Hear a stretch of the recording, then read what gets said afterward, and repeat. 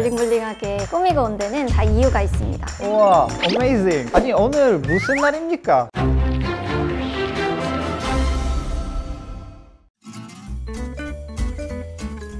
먹방과 투자의 운명적 만남. 삼성증권의 신개념 먹방 투자 컨텐츠, 여기는 ETF 레스토랑입니다. 비비님, 근데 오늘 뭔가 평소보다 되게 블링블링한 것 같아요. 네, 오늘 제가 이렇게 한껏 블링블링하게 꾸미고 온 데는 다 이유가 있습니다. 바로 오늘 얘기해볼 ETF와 관계가 있어서 오늘 이렇게 꾸미고 왔는데요. 혹시 폴씨 오늘 어떤 주제로 얘기해볼 것 같아요? 블링블링과 관계 있는 ETF요? 너무 어려운 주제였나 봐요. 오늘 함께 이야기 나눌 ETF는 귀금속 ETF입니다. 귀금속이 뭐죠? 혹시 폴씨 종로 가본 적 있으세요? 종로 당연히 가봤죠. 종로에 가면 귀금속을 파는 가게들이 굉장히 많거든요. 아, 이제 알겠어요. 금, 은, 반지, 먹거리 맞죠? 네, 맞아요. 오늘은 블링블링하고 귀한 금속이죠. 귀금속과 관련된 ETF에 대해서 이야기해 보겠습니다. 귀금속은 아무래도 예상치 못한 위기가 왔을 때 그 가치가 빛을 발합니다. 특히 금의 경우에는 역사적으로 변동성이 크고 위기라고 느껴지는 시기에 수요가 급증하는데요. 이는 다른 투자처보다 안정적이라고 여기는 심리가 있기 때문입니다. 최근 팬데믹과 같은 갑작스러운 위기 상황이 오면 금융시장에서도 금과 은에 투자하는 ETF에 대한 관심이 높아지고 있는 추세로 보입니다.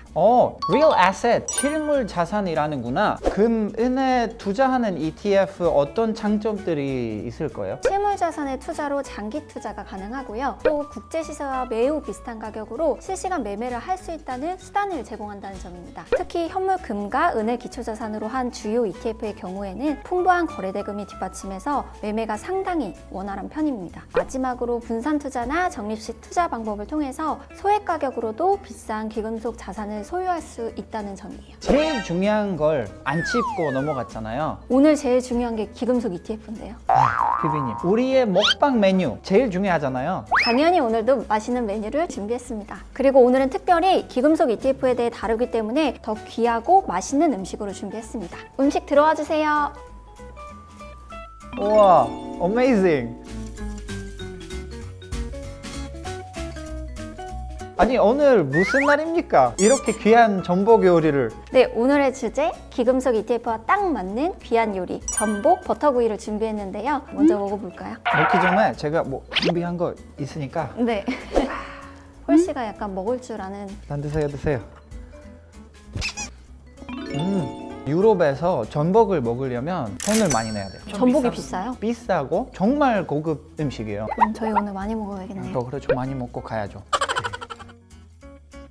맛이 끝내주네요. 바다의 보물인 것 같아요. 맞습니다. 전복이 바다의 대표 보물인 것처럼 귀금속에서도 아까 말씀드린 대표 주자 금인데요. 바로 GLD입니다. 금에 투자하는 대표적인 ETF인 GLD는 기초자산이 실물인 금에 투자하기 때문에 다른 자산 투자하는 ETF보다 위험성이 덜하다고 평가되기도 합니다. 아, 그래서 금이 실물이다 보니 요즘처럼 아무도 예상 못한 팬데믹 시대에 그 가치가 더 올라가는 것 같아요. 어디로 도망가지는 않을 테니까요. 네, 맞습니다. 이제 금은 자원이라기보다는 미래를 위한 투자 요소로서 자산에 좀 더 가까운 귀금속이죠. 특히 요즘 같은 저금리 시대에 금에 투자한다면 그 매력이 더욱 올라가는 것 같아요. 단 아무리 금이라도 외부 환경 변화로 가격 하락 시 손실 위험이 있다는 점은 잊지 마셔야겠죠? 맞아요. 모든 투자에 위험이 따른다는 사실. 다른 귀금속들과 다르게 금은 전체 수요에서 장신구 및 투자가 차지하는 비중이 매우 큰 반면 사동용 수요 비중은 작다는 점도 중요합니다. 특히 중앙은행이라는 존재는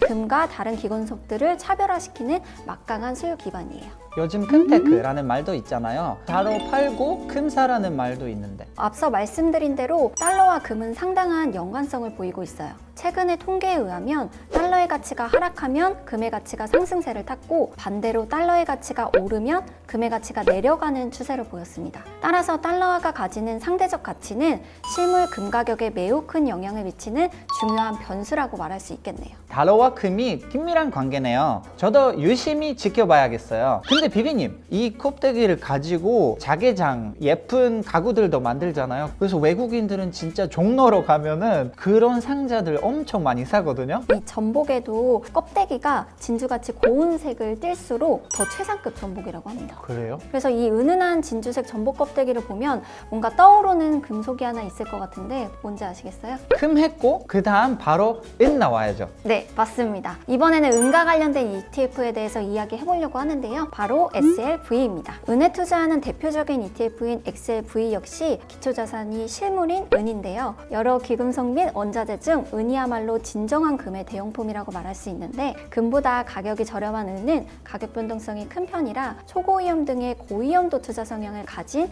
투자자들에게 적합한 대안이라고 말할 수 있습니다. High risk, high return 취향인 사람들이 좋아할 것 같아요. 그럼 은과 금은 또 어떤 상관관계가 있나요? 은은 금의 가격에 의존도가 높은 편이고요. 금의 가격에 대한 민감도는 상당히 큰 폭의 등락을 기록하는 중이라고 말씀드릴 수 있어요. 그럼 은과 금에 차이점이 있다면 어떤 게 있을까요? 은은 산업용 수요의 비중이 높은 금속인데요. MLCC에서 태양광 발전에 이르기까지 은이라는 금속은 여러 산업 부분에서 폭넓게 사용되고 있습니다. 우리가 매일 흔히 사용하는 컴퓨터, 스마트폰, 자동차, 가전 등 거의 모든 전자제품에 은이 들어간다는 사실을 알고 계셨습니까? 네, 그럼요. 그래서 경기가 활발해질 땐 은의 수요가 커지고 가격이 오르는 현상이 있습니다. 최근의 가격 상승도 팬데믹 이후 경기 회복에 대한 기대감에 기인하고 있다고 볼 수가 있어요. 저도 텍 쪽으로 공부하다 보니 은이 저런 첨단 제품에 많이 쓰인다는 건 잘 알고 있었는데, 경기가 회복되면 은의 가치도 올라간다는 사실은 오늘도 하나 배워가네요.